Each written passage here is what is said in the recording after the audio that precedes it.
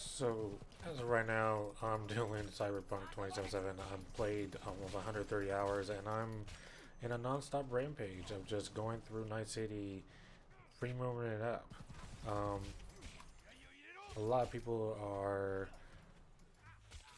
talking about the drops in sales, or rather the drops in plays of the game, but honestly, I could fail, reboot, fail again so many times, and still not get enough of this game. But let me dive into a couple of things that I wish that I knew had I started new. A couple of things that I wish I knew when playing or starting Cyberpunk 2077. The first thing we gotta go into is crafting. By far, crafting is going to be crazy, crazy awesome. Whether it's getting some of the unique, iconic weapons out there and building them, and let me say, one of my favorite weapons is this gun right here that you get in the opening scene. Um, but there's several iconic weapons out in the game, and you're gonna need crafting to actually do this. So, uh, whether it's coming from the grenades that I chuck all over the place to building your iconics, and even doing your basic upgrades that you're going to need to upgrade and live and kind of survive a little bit longer in Night City. So don't forget your crafting. The next thing I gotta say is really gonna be your cyberware. So as far as your character itself, and taking a look at your build's gonna be a composition of cyberware, weapons, mods to those weapons, and the actual perks and traits that you pick for your character. A lot of people go straight to the perks and go straight to the characters, but they forget that you're going to need a lot of the resources and a lot of money to actually upgrade major components to your actual your V system. Um, so by far, what I typically do was focus on the Cortex stuff, look at the circular systems, and then try to upgrade and play around with different weapons. One of the things that I forgot or should have tested out first was when actually going for the bigger weapons or bigger mods and modifications. You probably should try to play around with a couple of the mods that you get out there. The mono wire is kind of a decent weapon, great for stealth kills to get it finished out, but I think is very very underrated compared to the rocket launcher arms and the spiky stabby weapons that you can get as well. Um, Also, one of the biggest pieces that a lot of people look forward to in getting inside Cyberpunk 2077 is the double jump and the leg extensions. Those mods themselves are almost 45k eddies in the game. I don't remember exactly how much it is, but I know it is deadly expensive. So start saving your eddies, go out there and make your money. One good treat that I typically do when it comes to actually going for missions or even making money in Cyberpunk 2077 is actually doing scanning. So doing a quick scan over here, taking a look at the people right here, doing a little ping right here to initiate to see what all people are around here, easily highlights multiple different people out there, allows me to know exactly what my ass is getting into, and pay the consequences later, as you will see. Um, so when it comes to scanning, it's going to help you a lot because it's going to help you allow you to go through and say, okay, here's some weapons here. I can go through, scan for next targets coming around the line, and just able to slice, destroy, and slaughter your enemies a little bit faster as well. Um, Other thing I would say with scanning is going to be around the actual breach thing, and honestly, breaches are going to make your money. So once you finish your scanning and doing all your stuff that you need to do, you probably need to go around and start finding your docks on where you're going to actually get some money. The breach locations that you can get around the maps. If you're able to actually fully do the code or the mini game puzzle with it, can make you lots of money and even give you some legendary and some pretty dope mods as well, and crafting material that you can get. So don't pass up your scanner. always remember to, and you need to do a scan or figure out what all your items are around here. That way you can, make some extra money and, you know, buy those augments that you need in the and other weapons throughout the game. The next thing I would say is going to be around gigs. So around the world, you'll be getting several different quests and or events, whether it's a a random assault or NCPD or Regina calling you. There's several different gigs that will show up and pop up on your map that you can actually go in and intervene to. Be mindful with the gigs that you actually pick up on as well. Some quests will actually get you extra money if you're able to do a non-lethal takedown, for especially for like the psycho rampant robot guys that Regina constantly hits you up on your phone all day long. So make sure you hit those gigs up, make the money on those breaches as well.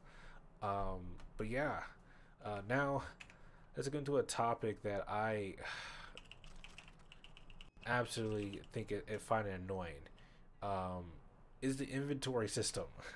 So at this point in time in the game, I am full. My bags are my capacity that I can handle, even with all of the uh, cyberware that I've added to my armor and everything like that I've gotten currently to so far. I still cannot handle the capacity that I'm running with right now. So inventory sucks. So what I typically do, and I messed up on the perk. I purchased one of the worst perks, which I'll get to that in a minute once we get to the builds, which actually allows you to salvage weapons and salvage gray materials. Do not do that. Do not buy those weapons. Do not buy that perk. It is a waste of a perk. I think honestly I intended to make more money than I thought it was, but some of the gray and regular items are actually better to sell than you know dispose of. So what I typically do, weapons of anything that's lesser than the weapons that I equipped at this point in time, which I get a lot of those, I'll go ahead and disassemble those. This way I'm able to get a lot of the crafting materials that I need, and if there's any kind of duplicate weapons that are out on the field that I can technically don't necessarily need, or if it's a weapon that I know I'm not going to use, like for instance power weapons. Not a big fan of power weapons, not a big fan of revolvers, not a big fan of certain weapons in the game. So what's the point of actually keeping it and leveling it? I might as well just go ahead, salvage the stuff, and then level up another weapon later down the line. So that's the methodology that I do around actually keeping my inventory space clean, and also making an extra money as well. Don't forget your mods and your attachments as well. You're going to pick up a lot of these trash ones that are gray and white. Typically you can get rid of these easily because they're always going to be attached to some of the weapons and some of the weapons that you pick up from bodies as well. So don't typically keep anything below your greens or blues, typical RPG rules, but you can use whatever rule or thumb that you want to do as far as salvaging and or selling these parts. If you're closer to a shop, I would behoove you to go ahead and sell the items rather than dispose of them, because you can make more money off of it. But if you're not anywhere around, just don't feel free to dispose and get rid of a lot of stuff out there. Now, next thing on the list that I've talked about and I touched on a little bit is the actual perks and stuff. So, first and foremost, these points right here are the only points that you can actually reset. You can't reset your traits or your attribute points, which is the next level that I will get into here in a minute. But these pieces will actually help you along the way as leveling up within those fields. They help you level up different perks as well inside of them and unlock certain perks in there. And they all, as you see, have a max rank of 20 along the line. There's also this last one here. This is supposed to be hopefully maybe for DLC later down the line, but more information will be coming out about that information from CD Projekt Red, hopefully after all the bugs are fixed. But Needless to say, when you dive into to these to the perks, you actually get these different perks and coming along the line. These unlocks certain passive abilities and trigger abilities based off of what you were able to do out there. These points do not reset, so whatever you put in, that is what you're stuck with. So be mindful of the points that you put in. With that being said, don't feel free to min max some of the traits and points out there. For instance, if you know you're not going to put anything or do anything as far as any of the stealth stuff, it's okay to not put any points into your stealth stuff or any of the hacking stuff. It might not be your playstyle that playthrough as well. But one thing I would say, as far as the worst perk in any of these trees, which is weirdly enough, it's going to be in the technical ability tree or the branch there. Now, let me start off by saying the crafting tree is going to be God mode because it is literally going to unlock all your stuff as far as allowing you to craft rare items, upgrades, and lots of other additional stuff that you can do from crafting wise. So, go max out your crafting, put your stuff in there because it's going to help you build those iconics and those iconic weapons and blueprints and stuff, and also upgrade the weapons as well in the game. So most important tree, if you're not putting any points in, make sure you focus in on crafting and maxing it out as much as possible. But with that said, the worst trait and the worst perk that I have to say is Scrapper. Oh, not Scrapper. It is this right here, Mechanic. So it's the first original trait point, which is absolutely terrible as the first trait point that you can pick up with. But well, not this one. Let me go back. It is the actual Scrapper passive that I'm not hovering over, but it's the Scrapper pack that automatically disables and stuff like this. So this weapon, this perk, this passive is absolutely terrible. Needless to say, there's going to be vinyls and trash items that you pick up and junk items out there, but when I found out later down the line through the forums and stuff like that, that some of these vinyls and some of these junk items are kind of can be worth up to like 3 to 500 eddies, and that's a lot of money, especially beginning of the game. So I instantly picked this perk up beginning or early in the game. It kind of ruined my whole entire playthrough. I'm dealing with it at this point in time, but if I can advise anyone has the line down the line who has started to play the game, do not pick up Scrapper. Even if you are dealing with inventory management space, scrap it yourself, scrap your own stuff, but don't do the automatic scrapping because it will ruin your entire playthrough, as far as money making and or progressing as far as you know buying those augments and stuff like that. You're gonna have to do a lot more gigs and a lot more quests and actually fight more gangs in order to make that money around the round. So yeah. um, Now, next thing I want to talk about really is going to be about vehicles. In this game, in my playthroughs, I'm typically a free runner, so most of the time I'm usually running on foot. But there are times where I'm like, okay, I gotta get away from cops, I gotta get out of here, or I'm gonna have to go to the other side or another part of Night City. I don't want to run all the way over there. So, what I would say first and foremost, if you're gonna get a vehicle, get a motorcycle. There is a quick quest that you can do. It involves one of the worst characters, I think, which is pa- uh, Panama, whatever her name is. Oh my god, I can't even come to remember her name because she is just that terrible of a character. But anyways, you're able to pick up a cool, dope little motorcycle from them, and honestly, personally, motorcycles are where it's at. I mean, the flexibility, the room, and the maneuverability throughout the game for it, it's second to none. A lot of times within this game, you will get weird instances where all the traffic will stop. I found it where me just wanting to ride on the back of trucks or on the back of the hoods of cars, the red lights will last even longer if I was on the back of the vehicle. For some reason or another, the AI in the game it changes based off of where you're positioned.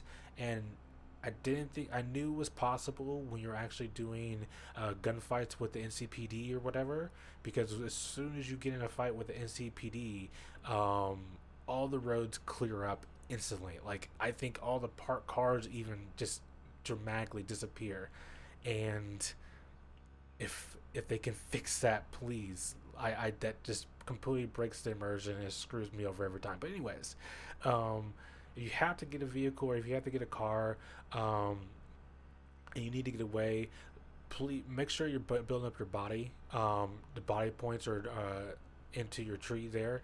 That allows you to break into vehicles and or aggressively force people out of their vehicle and take over them. So if you're running away from police and you need a getaway car, you don't have to worry about having to summon your car, or rather, even having to try to fight someone for the car. You can easily instigate them, put them out of the car, and then you're good to go. So, um, last but not least, one thing I wish I knew about this game before I bought it is the in game. So this is an RPG. I'm not very I'm still kind of getting my hands, my head around an RPG rather than an MMO. Um,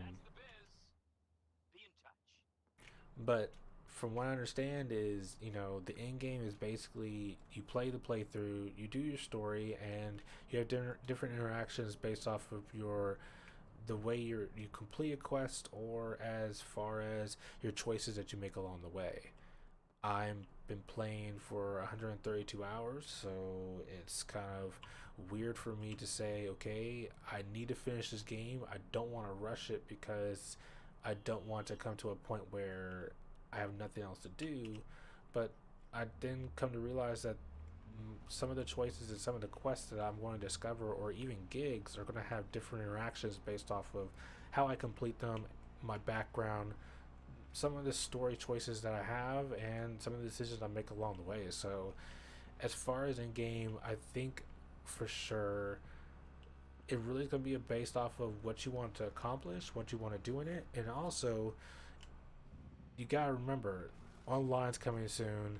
The mods are coming out even more, and apparently there's going to be an even online heist and stuff like that. So, if you're worried about buying a game and burning out pretty quick, you got much more content down the road. I know CD Projekt Red is going to be coming out with a lot more updates to fix the bugs, and I absolutely can't wait to see what comes next for this game. So, but long story short, I think that's all I got. If you like this video or this format, go ahead and comment down below. This is more just me talking to myself, getting some things out because I'm just falling in love with this game.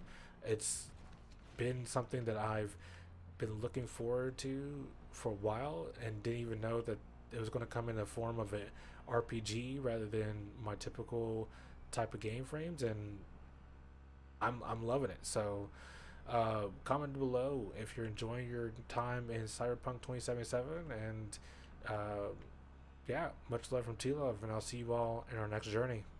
Peace.